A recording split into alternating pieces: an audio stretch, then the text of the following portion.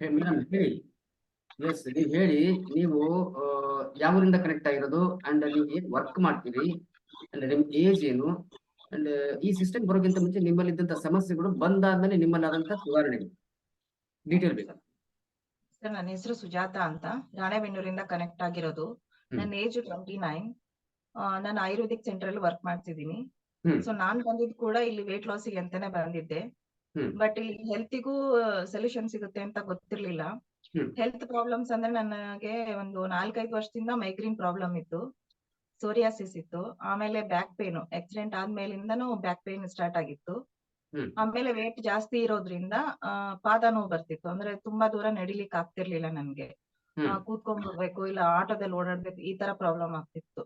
So ಎಲ್ಲಾ ಪ್ರಾಬ್ಲಮ್ಸ್ಗೂ ಬರೀ tablet ತಗೋತಾನೆ ಇರ್ತಿದ್ವಿ.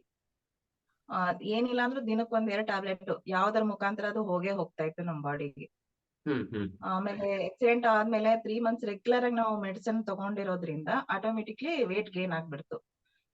ನಾನು ತುಂಬಾನೇ ಅಂದ್ರೆ ಏನು ಮನೆ ಮದ್ದಾಗಿರ್ಬೋದು, ಹೊರಗಡೆ ಐಟಮ್ಸ್ ತುಂಬಾನೇ ಟ್ರೈ ಮಾಡಿದೆ. 1 ಗ್ರಾಮ್ ಕೂಡ ವೇಟ್ ಲಾಸ್ ಮಾಡ್ಕೊಳಕ್ ಆಗ್ಲಿಲ್ಲ ನನ್ ಕೈಲಿ. ಫಸ್ಟ್ ನಾನು ಇಲ್ಲಿ ಜಾಯಿನ್ ಆದ್ಮೇಲೆ ನನಗೆ ಬೆಸ್ಟ್ ರಿಸಲ್ಟ್ ಅಂತಂದ್ರೆ ಮೈಗ್ರೇನ್. ಅದನ್ನ ಹೇಳ್ಕೊಳಕ್ಕೆ ತುಂಬಾ ಖುಷಿ ಆಗತ್ತೆ, ಯಾಕೆಂದ್ರೆ ಇವತ್ತಿನವರೆಗೂ ನಾನು ಅದ್ರ ಒಂದು ಟ್ಯಾಬ್ಲೆಟ್ ತಗೊಂಡಿಲ್ಲ ಅದಕ್ಕೋಸ್ಕರ. ಹೇಗ್ ನಾನು ಎನರ್ಜಿ ಅಪ್ಪು ತಗೋತಾ ಬಂದೆ. ಅಲ್ಲ, ಯಾಕಂದ್ರೆ ಒಂದ್ ಮಿನಿಟ್ ಮೈಗ್ರೇನ್ ಅಂತ ಹೇಳಿದ್ರಿ, ಹೌದಾ? ಹೌದು ಸರ್. ಓಕೆ, ಮೈಗ್ರೇನ್ ಹೆಡ್ಏಕ್ ಬಂದಾಗ ನಿಮ್ಗೆ ಏನೆಲ್ಲ ಸಮಸ್ಯೆ ಆಗ್ತದೆ ಸ್ವಲ್ಪ ಬಿಡಿಸಿ ಹೇಳಿ. ಸರ್, ನನ್ಗೆ ಮೈಗ್ರೇನು ಎದ್ದ ತಕ್ಷಣನೇ ಇರ್ತಿತ್ತು. ಬೆಳಗ್ಗೆ ಎದ್ದ ತಕ್ಷಣ ಸ್ಟಾರ್ಟ್, ಅಂದ್ರೆ ಲೈಟ್ ಆಗಿರೋದು ಸ್ಟಾರ್ಟ್ ಆಗಿ ಅವಾಗ ನಾನ್ ಮೆಡಿಸನ್ ತಗೊಳ್ಳೇಬೇಕು.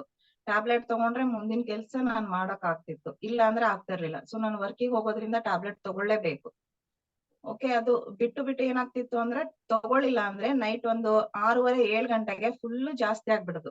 ಅವಾಗ ನಂಗೆ ಯಾರ ಜೊತೆನೂ ಮಾತಾಡ್ಬೇಕು ಅನಿಸ್ತಿರ್ಲಿಲ್ಲ, ಫೋನ್ ಯೂಸ್ ಮಾಡಕ್ ಆಗ್ತಿರ್ಲಿಲ್ಲ, ಕತ್ಲಿ ಇರ್ಬೇಕು, ಆಮೇಲೆ ಯಾರು ಸೌಂಡ್ ಇರ್ಬಾರ್ದು, ಯಾರಾದ್ರೂ ಮಾತಾಡ್ಸಿದ್ರು ಸಿಟ್ಟು ಬರ್ತಾ ಇತ್ತು, ಆಮೇಲೆ ವಾಮಿಟಿಂಗ್ ಬಂದಂಗ ಆಗೋದು ಬರ್ತಿರ್ಲಿಲ್ಲ, ಬಟ್ ಆತರ ಆಗ್ತಾ ಇತ್ತು. ಆಮೇಲೆ ಹಸುವಾದ್ರೂ ಊಟ ಮಾಡ್ಲಿಕ್ಕೆ ಆಗ್ತಿರ್ಲಿಲ್ಲ. ಸೊ ಈ ರೀತಿ ಪ್ರಾಬ್ಲಮ್ ಆಗ್ತಿತ್ತು. ಮೆಡಿಸಿನ್ ತಗೊಂಡ್ರು ತಗೊಳ್ಳಿಲ್ಲ ಅಂದ್ರೂ ಆ ಪ್ರಾಬ್ಲಮ್ ಕಂಟಿನ್ಯೂಸ್ ಆಗಿ 3 ಡೇಸ್ ಅನುಭವಿಸ್ತಿದ್ದೆ ನಾನು. ಕೋಲ್ಡ್ ಜಾಸ್ತಿ ಆದ್ರೂನು ಮೈಗ್ರೇನ್ ಸ್ಟಾರ್ಟ್ ಆಗ್ತಿತ್ತು, ನಿದ್ದೆ ಕರೆಕ್ಟ್ ಆಗ್ಲಿಲ್ಲ ಅಂದ್ರೂ ಮೈಗ್ರೇನ್ ಸ್ಟಾರ್ಟ್ ಆಗ್ತಿತ್ತು, ಜಾಸ್ತಿ ಫೋನ್ ಅಲ್ಲಿ ವರ್ಕ್ ಮಾಡೋದ್ರಿಂದ ಅದಕ್ಕೂ ಹೆಡ್ಏಕ್ ಸ್ಟಾರ್ಟ್ ಆಗ್ಬಿಡ್ತಿತ್ತು. ಸೊ ಅವತ್ತಿಂದ ಇವತ್ತಿನವರೆಗೂ ನಾನು ಜಾಯಿನ್ ಆದ್ದು ಇವತ್ತಿಗೆ ನಾನು 83 ಡೇಸ್ ಆಯ್ತು. ಸೊ ಅದಕ್ಕೋಸ್ಕರ ಒಂದು ಟ್ಯಾಬ್ಲೆಟ್ ತಗೊಂಡಿಲ್ಲ ಇದುವರೆಗೂ ನಾನು ಮೈಗ್ರೇನ್ ಇಂದ. Wow. So since from first ಡೇನೇ ನಿಮ್ಗೆ ಆ ಮೈಗ್ರೇನ್ ಹೆಡ್ಏಕ್ ಕಾಣಿಸ್ಕೊಂಡಿಲ್ಲ? ಹೌದು ಸರ್, ಅವತ್ತಿಂದ ಇವತ್ತಿನವರೆಗೂ ನಾನು ಅದಕ್ಕೋಸ್ಕರ ಯಾವ್ದು ಟ್ಯಾಬ್ಲೆಟ್ ತಗೊಂಡಿಲ್ಲ. ಎನರ್ಜಿ ಡ್ರಿಂಕ್ ಇದೆಯಲ್ವಾ ಇದ್ರದ್ದು, ಏನಂದ್ರೆ ಜಿಂಜರ್, ಸೊ ಅದು ಬೆಸ್ಟ್ ರಿಸಲ್ಟ್ ಕೊಟ್ಟಿದೆ ನಮ್ಗೆ. ಏನ್ ಕೊಟ್ಟಿದ್ದಾರೆ ಜಿಂಜರ್?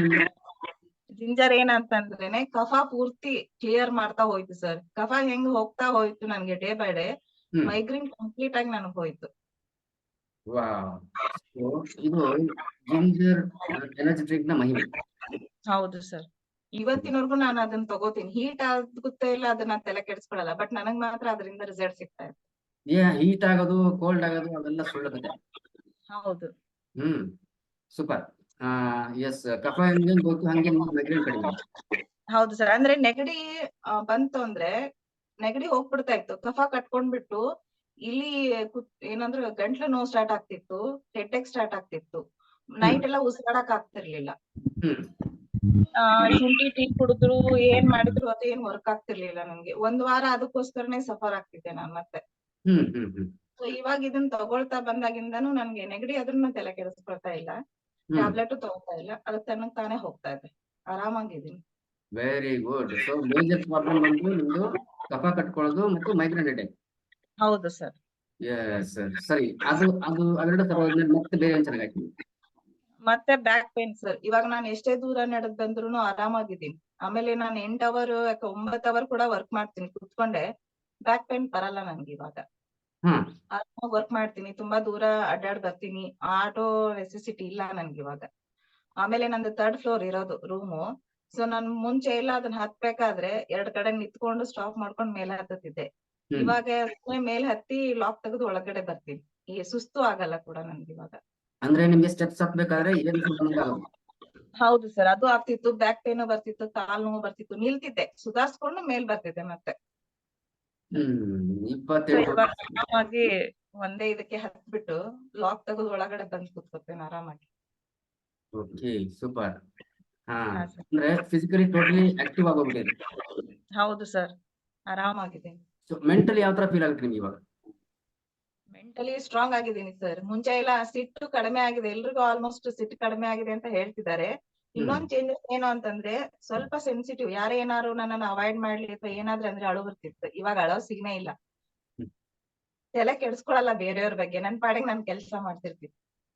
ಅದೊಂದು ಖುಷಿ ಆಗ್ತದೆ. ಸೊ ಯಾರಾದ್ರೂ ಏನಾದ್ರು ಅಂದ್ರೆ ಅದೇ ತಲೆಗೆ ಇಟ್ಕೊಂಡ್ಬಿಟ್ಟು ಬೆಳಗಿಂದ ಹೌದು ಸರ್, ಸಂಜೆವರೆಗೂ ಅವ್ರು ಹಿಂಗಂದ್ರು, ಇವ್ರು ಹಿಂಗಂದ್ರು,